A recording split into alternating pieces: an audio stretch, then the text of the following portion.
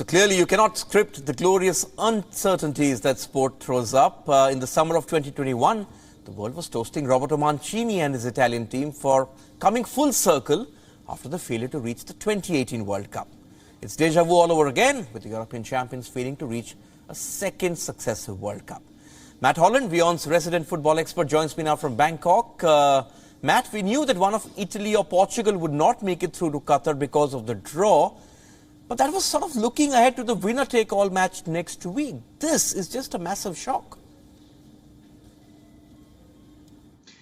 Yeah, nobody expected it. Italy have, of course, been in fantastic form and on another journey, haven't they, from yesterday and Roberto Mancini. But unfortunately, these things do happen in football, or fortunately, if you're a Macedonian fan. But Matt, unlike last time when Italian football was on a sort of a massive downward spiral, this one seems to be a case of self-inflicted pain. This is the only match that they've lost in the qualifying campaign. And what a time to concede the goal, a 90 plus 2 minutes. It's incredible, isn't it? Just looking at social media this morning, going through some friends are posting and general, other platforms about the statistics of the game, and to have 32 opportunities to score, control so much of the game and lose at that moment of the game against a complete sort of run of the game is unbelievable. And of course you've seen the comments from players and Mancini. They're obviously absolutely devastated, but I think they know that this is one of those things that comes around, doesn't come around very often. Matt, in hindsight, do you think that the European Championships, did that deflate the team? Mancini's men probably sort of got caught in the euphoria of that triumph and also the record run of being undefeated in international football. Yeah, I think there's two sides to a coin. This is a good question. Momentum is great for everybody, winning run, and you keep building confidence all the time to grow. But I think he's also trying to, tweak the squad a little bit. He did bring in Balotelli, didn't he, for some friendlies before, bring him back, and he's starting to infuse the team with more younger, more hungrier, energetic players. So I think the future is a little bit bright. So I think he did try to freshen it up a little bit, but it's just, I'm also sitting here in absolute shock at the result. Well, I think everyone's shocked around the world, because from a footballing perspective, just how do you explain this? Since beating England at Wembley, and that too on penalties, Italy's record reads 4 draws, 2 wins and 2 defeats. Now you put that in a club context, and that's sort of relegation form. But just to look at the players who took the pitch last evening, it's the same core of players, barring Chiellini and Bonucci, who were injured. Yeah. Agree. I think we can also look back at history in terms of the Spanish team that was successful across 3 international tournaments, the French across 2 international tournaments. I think, that because the turnaround is so short, of course 2 years is a long time, in any stretch or walk of life. But in terms of the cycles of the team, it seems to be that the trend that people have been quite successful with that core. So potentially he's trusted them, he's believed in them after such difficult times in the past, and felt maybe this is actually a real solid base to go with, and I'll just tweak here and there. And unfortunately, the very last hurdle that nobody expected has caught them horribly out of the World Cup. We just got to bring up some numbers from that game. 32 attempts, Matt, just 5 of them on target.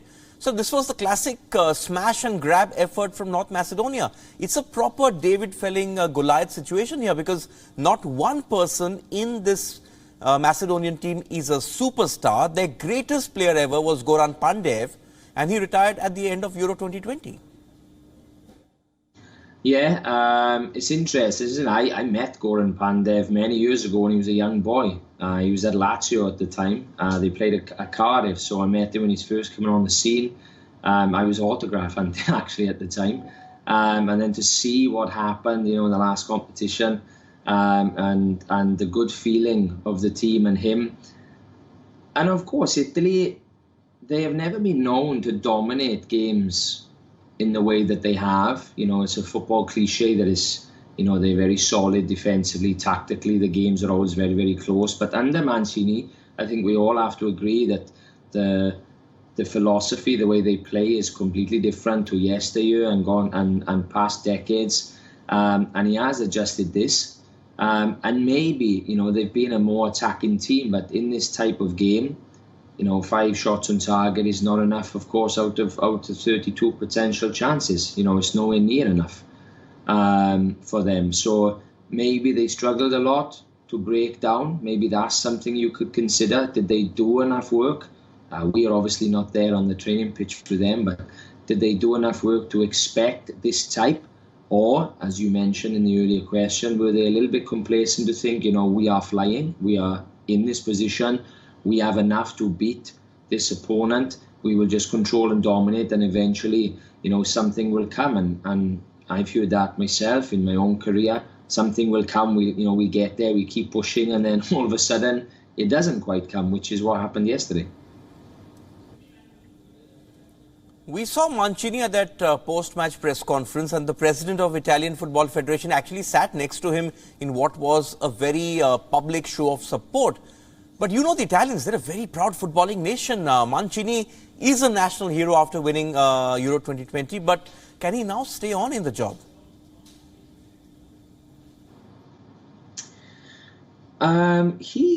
His comments in the media post-match, as we've all seen or read, I think are positive, although down, you know, about the future. If you're a coach at international level, you know, the next tournament after this is going to be the Euros, again, because of the cycle. He's already won it.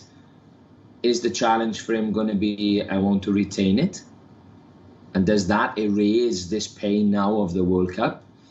And then will he say, well, if we retain it, do I want to push again for the World Cup? So I think it's not just about this result. It's about, is he prepared to wait for the next World Cup? You know, can he keep pushing? Is he confident the team are young enough that by the next time the World Cup comes around, the team maybe with changes and progressions will be a even more solid team than they have been during this campaign? And they are peaking at the right time, maybe, because he has the time to go with these younger players. And you'd arguably say some of the Italian sides are also improving a lot now. It's getting better, the game there, you know, from recent history. So I think it's a big situation for him. But of course, you know, he's already achieved with the team. He might fancy a little bit of a tickle at the club game again. Look what a situation we now have. North Macedonia, 67th in the world rankings. The minnows for many, but clearly not for Italy. And they now have Portugal in their sights. Suddenly, Ronaldo and company have to be on their guard, considering what they've seen last evening? Yeah, absolutely. And I was looking at some of the pre-match information regarding Portugal for their game. You know, missing players, etc., suspensions, injuries. But, of course, as we've seen at the club level, when you have Cristiano Ronaldo in the team, you know, anything is possible regardless of age. You know, he wasn't doing so well for club in the last few weeks, and then he pops a hat-trick, you know, in one of the recent games. So, you know, he is a superstar. You know, depends on who you are and who you like, but him and Messi are, of course, the Kong and Godzilla, if you like, aren't they, of football at the minute? You know, two titans of the game that, you know, cancel each other out in many ways. So it's going to be a really, really tough game. Would people fancy Italy instead of Portugal? You know, in terms of who would you prefer to play? There's no doubt Portugal have many top world-class players. They're also a good team. And now this is their final step. You know, this is even closer than Italy. So for me, you know, I don't want to be a party pooper on the Macedonian euphoria at the minute, but I just think maybe a second game to pull off this would be a step too far for them, considering they did score the last game in the 92nd minute after almost a pulverising of some sort. So I think it'd be too far for them. Okay, we'll have to wait for Tuesday to figure out if they can pull off another upset. But as you said, the odds completely shifting in the favors of Portugal right now. Matt Holland, as always, thank you for that perspective, and let's see how your prediction holds next Tuesday.